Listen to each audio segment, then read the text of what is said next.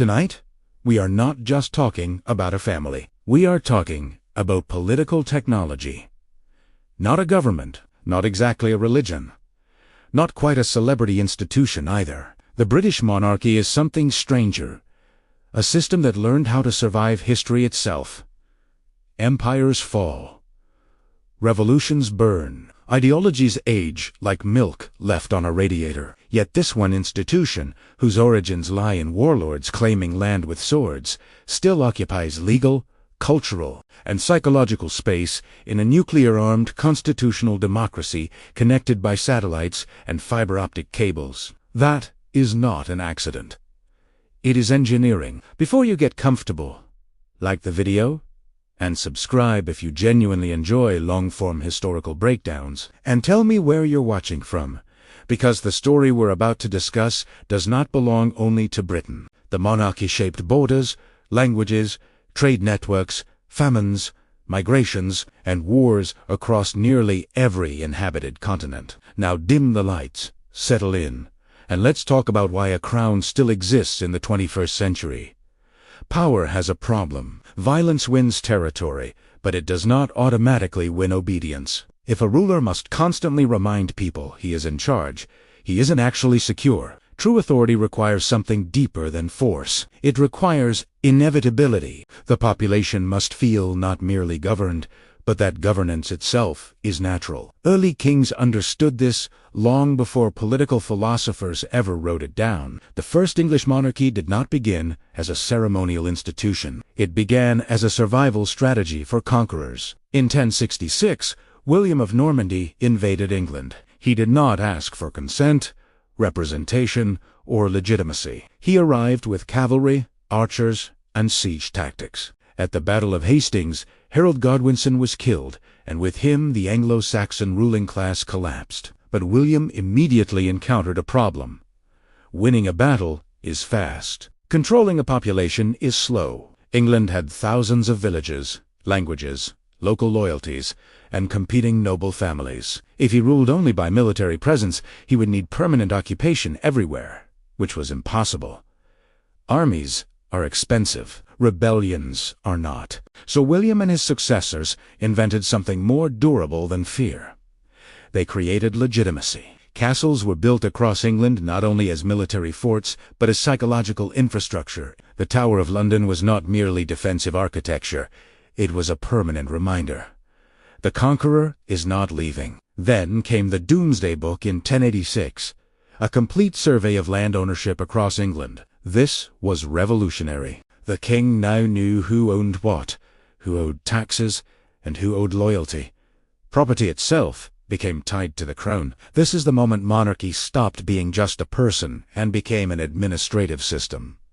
The king did not merely rule land, he became the source of land ownership. Every noble held property not independently, but from the crown. This legal structure is called feudal tenure, and its psychological effect cannot be overstated. If the king is the legal origin of property, then opposing the king is not just rebellion. It becomes a violation of social order itself. Authority had shifted from strongest warrior to organizing principle of society. By the 1500s and 1600s, monarchs improved this idea further.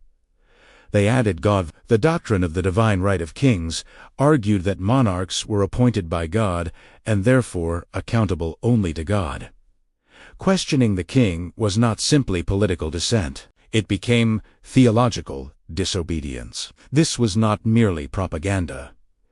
It solved a serious governance issue. In a pre-modern world, literacy was limited and communication was slow. You could not explain political theory to an entire population. But religion was already understood. By embedding monarchy into religion, rulers bypassed debate entirely. The monarch became a sacred office. James I of England explicitly wrote that kings are little gods on earth. The statement sounds absurd today, but politically it was brilliant. If people believe the social hierarchy reflects divine design, obedience becomes moral behavior. This is how monarchy created permanence, not by constant violence, but by embedding itself into the population's understanding of reality. But England almost abolished it. Here is something many people do not realize. Britain already had a revolution. In 1649, King Charles I was executed by Parliament after a civil war. England became a republic under Oliver Cromwell. For 11 years, there was no monarchy.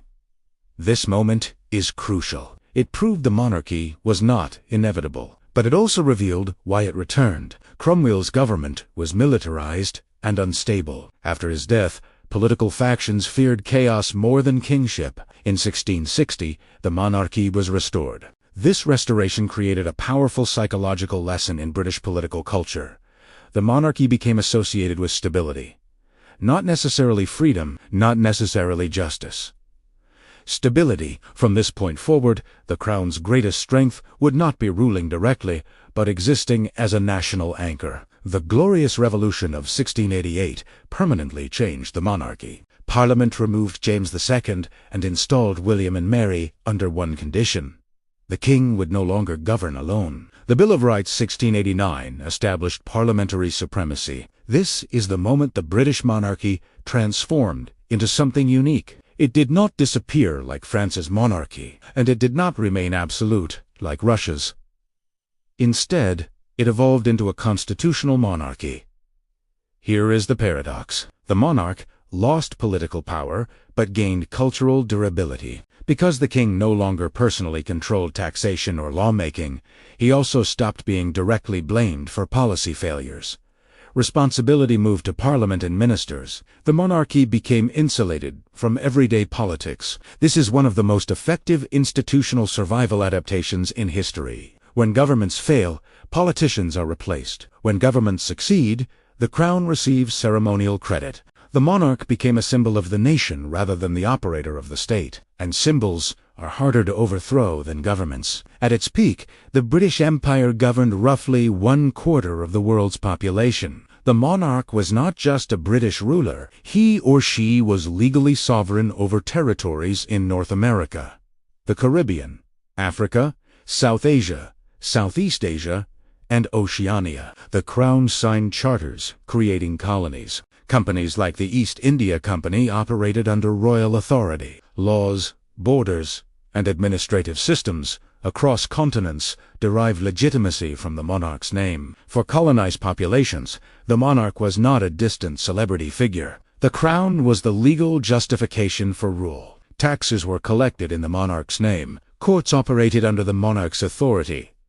Armies fought under the monarch's banner. Even today, many countries, including Canada and Australia, still legally structure their governments around the British monarch as head of state. This is why discussing the monarchy is not only about British citizens, it is about the architecture of modern geopolitics. The monarchy helped design the world map.